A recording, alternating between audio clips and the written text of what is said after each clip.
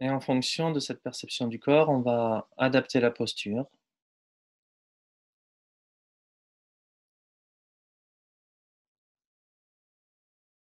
toujours dans cette idée d'être actif dans cette posture.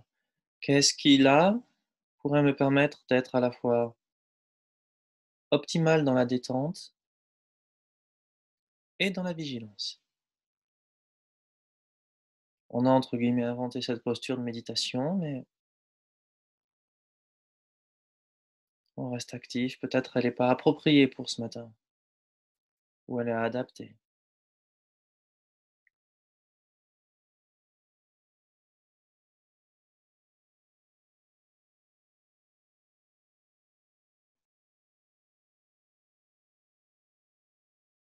ou elle est affinée. Au niveau des épaules, est-ce que les épaules sont ouvertes, dégagées?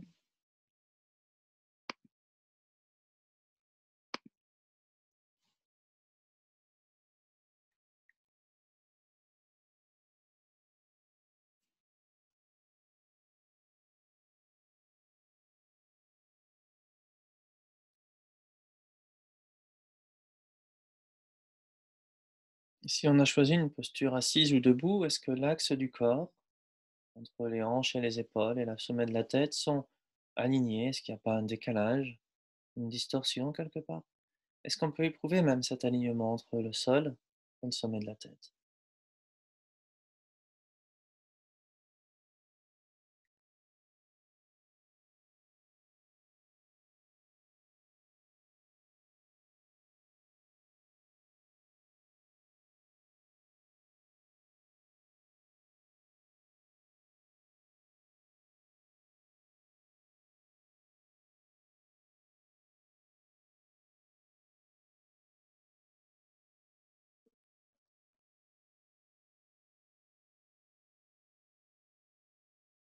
Est-ce qu'on est plus à l'aise avec les mains dans notre giron ou sur les genoux?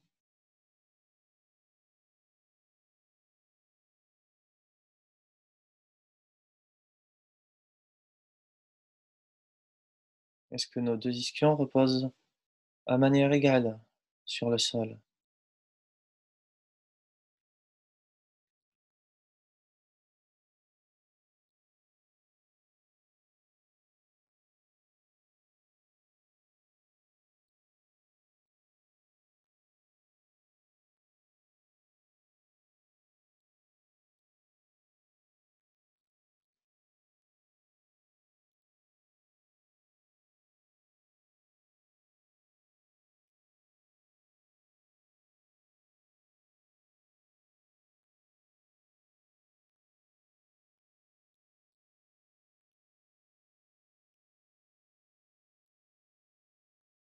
Est-ce qu'on peut repérer dans le dos les parties qui sont tendues ou relâchées, voire vides?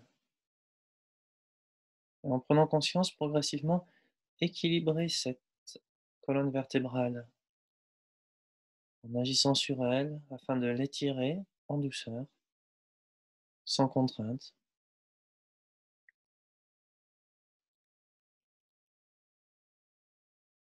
et que tout au long du dos, du coccyx jusqu'aux vertèbres cervicales, on puisse ressentir à la fois une relative détente en fonction de nos possibilités,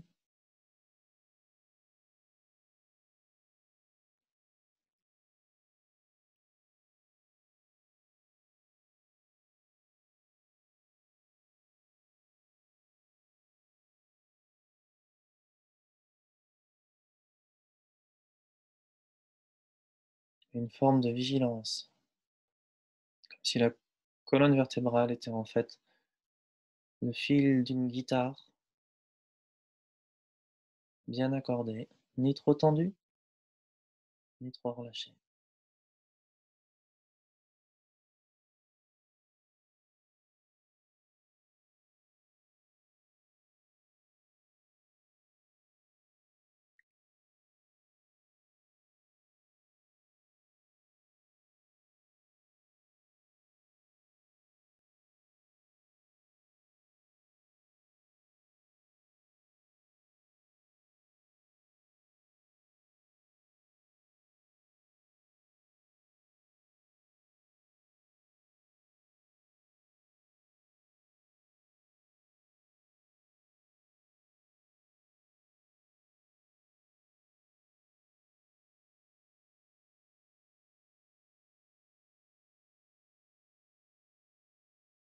En restant dans cette posture qu'on a choisie, tentons d'éprouver le corps comme quelque chose de vaste,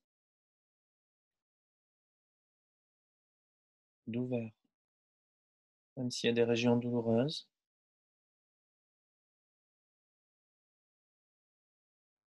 des régions encore endormies.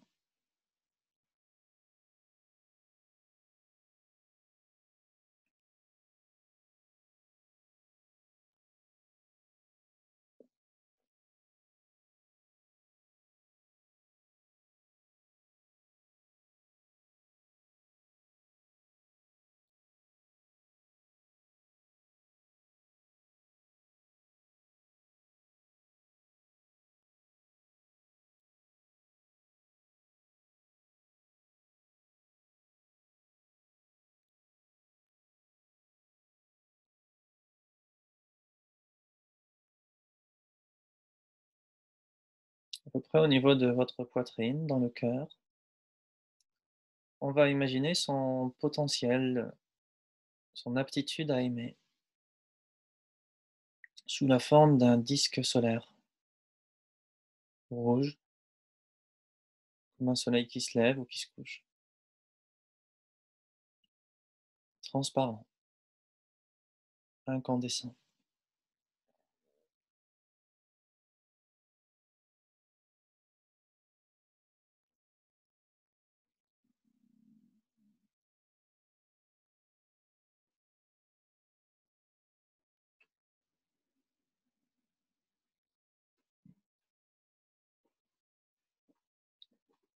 Faites pas de cette visualisation une chose en particulier, elle est juste un symbole, un peu comme une lettre qui ou un mot qui désignerait quelque chose. Ce disque lunaire est juste, l'expression de son aptitude à aimer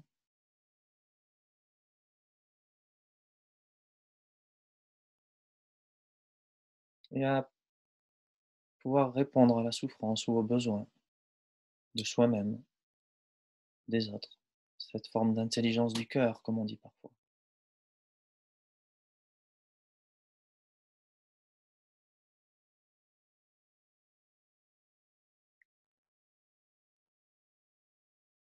Si on a du mal à visualiser, c'est pas grave, on sait juste qu'elle est là, cette intelligence du cœur, cette aptitude à aimer,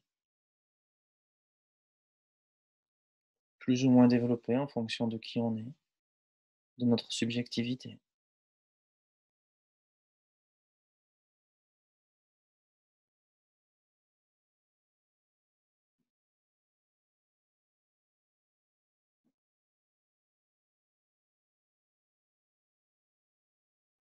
Ce disque solaire,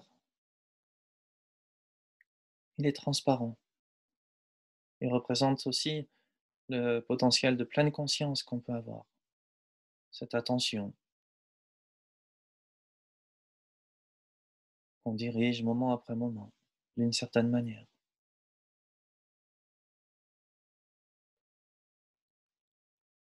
Cette conscience, qui n'est pas une chose en tant que telle.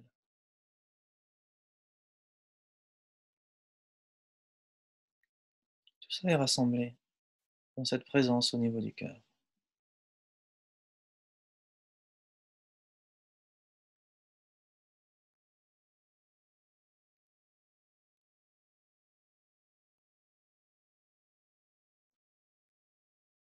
Une conscience aimante qui tente instant après instant de répondre,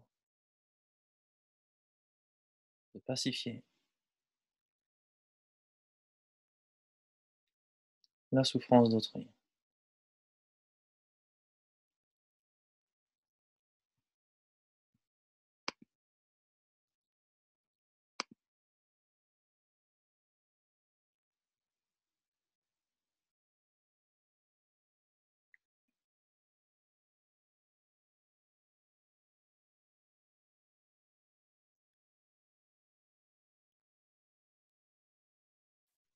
Une fois qu'on a stabilisé ça,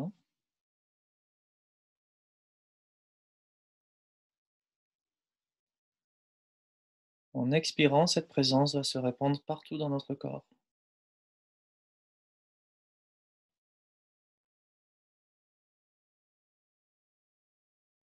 se mettant en lien avec les douleurs, les maladies, les cicatrices,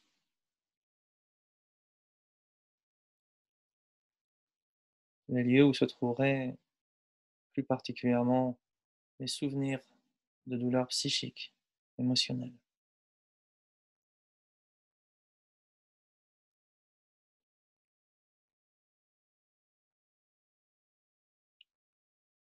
En inspirant, toutes ces formes de souffrance, de blessures viennent se consumer complètement dans ce soleil intérieur, sans qu'il n'en reste rien.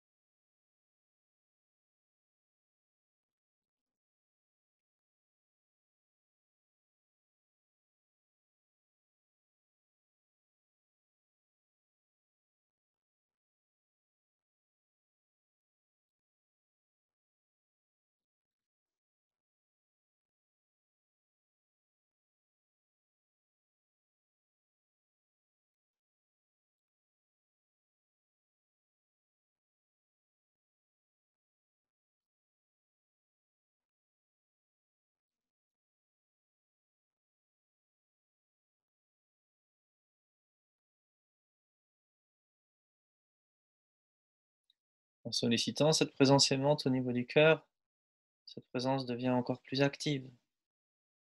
Si on a une facilité à visualiser, ce disque lumineux au niveau du cœur est encore plus lumineux, plus incandescent au fur et à mesure qu'on l'active. En expirant, cette présence se diffuse partout dans notre corps, partout dans notre conscience, là où il y a des faiblesses, des fêlures, des maladies, des déséquilibres. Eh bien, restaurer, renforcer, soigner, nettoyer,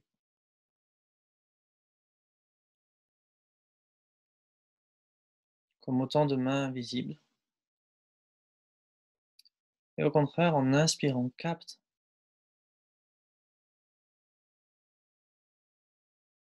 toutes ces souffrances, toutes ces élaborations mentales qui nous font souffrir, qui nous illusionnent, qui viennent complètement se fondre, se consumer au niveau du cœur.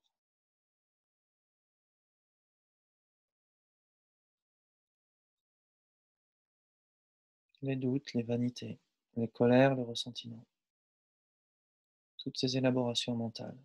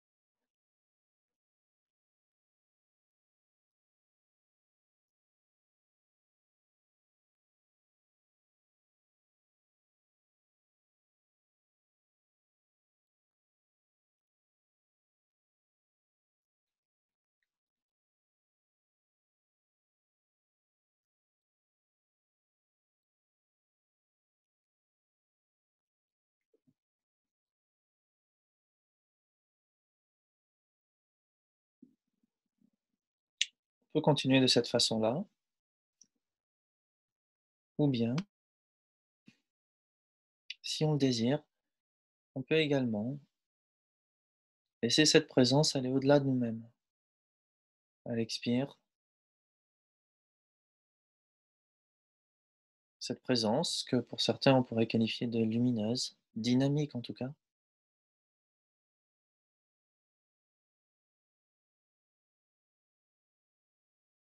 va toucher des proches, des lointains, des amis, des ennemis, la nature si ça fait sens pour vous,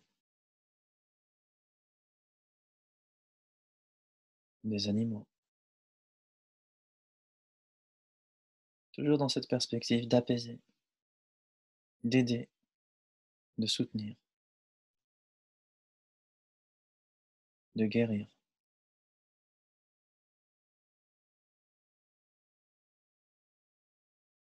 Et au contraire, à l'inspire, c'est comme si cette luminosité rouge, incandescente, captait toutes les formes de déséquilibre mental, toutes les distorsions, toutes les souffrances, toutes les peines,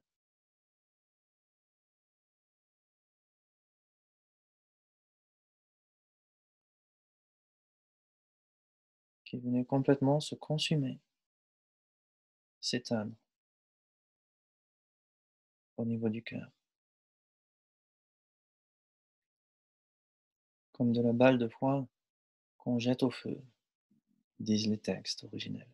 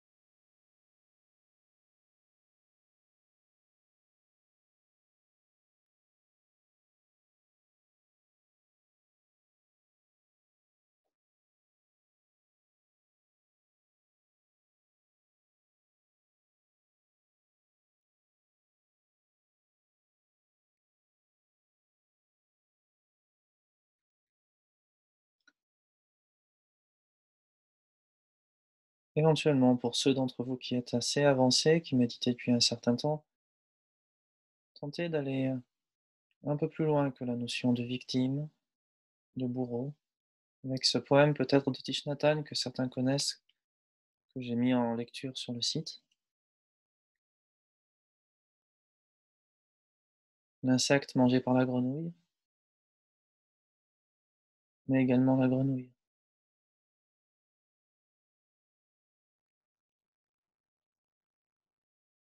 La colère de celui qui tape un enfant, la souffrance de l'enfant qui est tapé.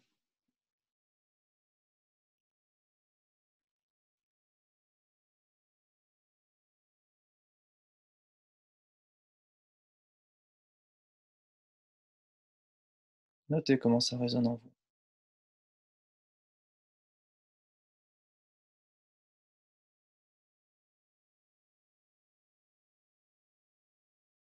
sans vous infliger ça comme une obligation, juste comme une étape, une proposition offerte à cette intelligence du cœur.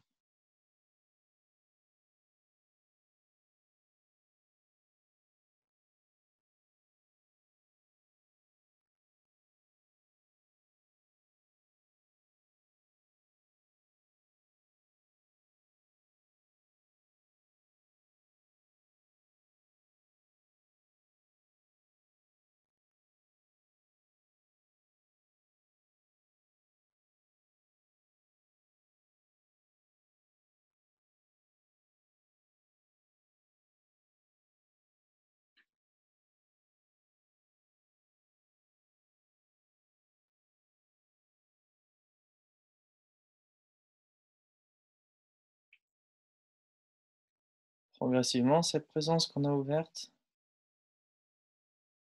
va revenir à la dimension de notre corps. On va observer s'il est possible de simplement prendre conscience du souffle et du corps simultanément, toujours dans cette présence de cette dimension lumineuse, mais qui est maintenant inactive au niveau du cœur.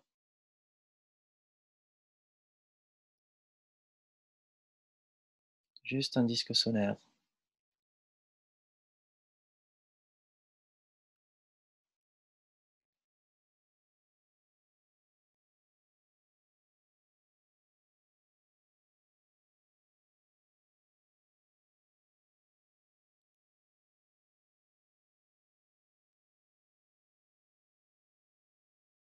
Et cette attention au corps va progressivement se fondre dans ce disque solaire. Attention part des jambes jusque dans cette dimension au niveau du cœur.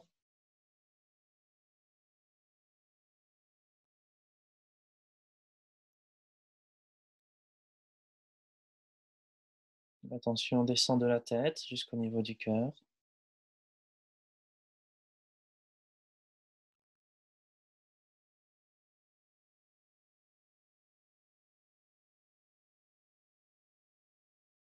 Et on reste quelques instants, quelques minutes, simplement tranquille, sans intention, sans faire une méditation.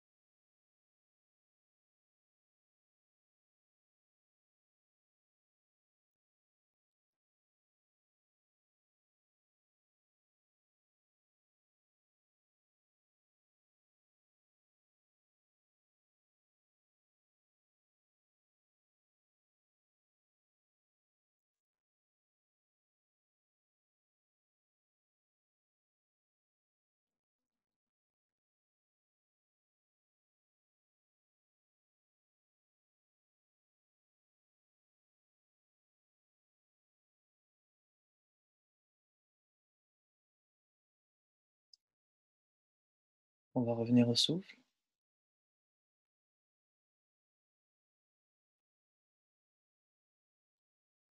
En revenant au souffle, on revient au corps.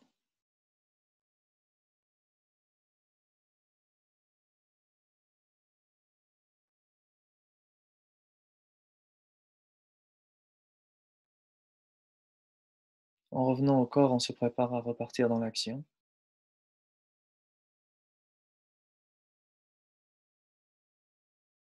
En se préparant à l'action, on se dit: «Qu'est-ce qui est important aujourd'hui pour moi? Qu'est-ce qui va être, mon fil rouge dans tout ce que j'ai à faire aujourd'hui?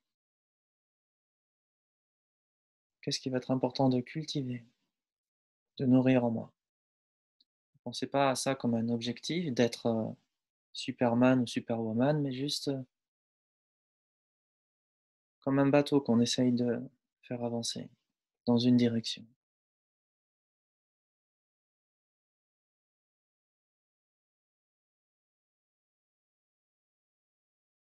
Sur quoi il va être important aujourd'hui d'orienter votre attention.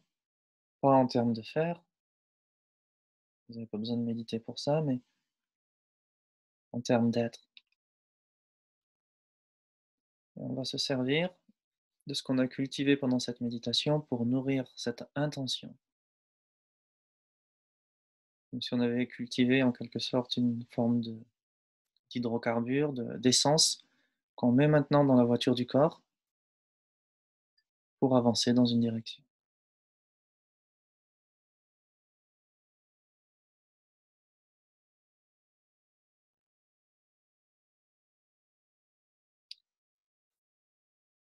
Merci beaucoup.